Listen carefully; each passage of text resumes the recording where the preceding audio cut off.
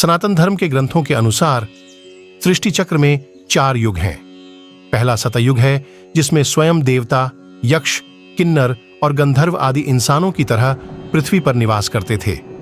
दूसरा युग है त्रेता युग, जो कि सतयुग के बाद आया।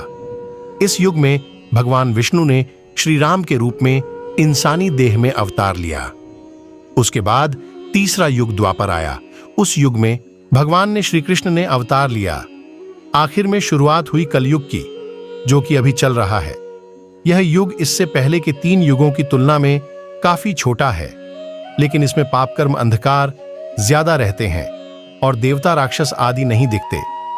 इस युग में मनुष्य ही सर्वश्रेष्ठ होते हैं, जो जन्म लेते हैं, संसार को भोगते हैं और फिर एक दिन मर जाते हैं।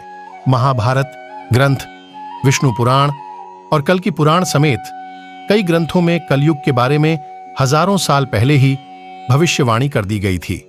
इनमें यह बताया गया कि कलयुग में धर्म यानी कि अच्छाइयां कम और अधर्म यानी कि बुराइयों को बोलबाला ज्यादा रहेगा।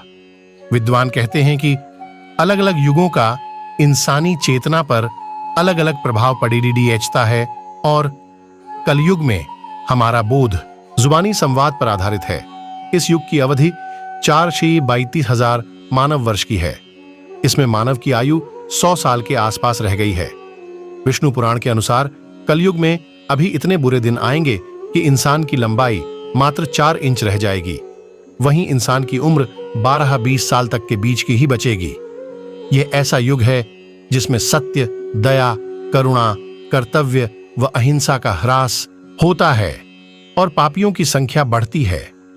कलयुग में धर्म का अनुसरण करने वाले कम होते जाएंगे, गायें भी खत्म होती जाएंगी। इसके अलावा धरती पर हजारों साल से मौजूद कुछ निशानियां विलुप्ति के कगार पर हैं। अभी कलयुग को प्रारंभ हुए 5,500 वर्ष ही बीते हैं।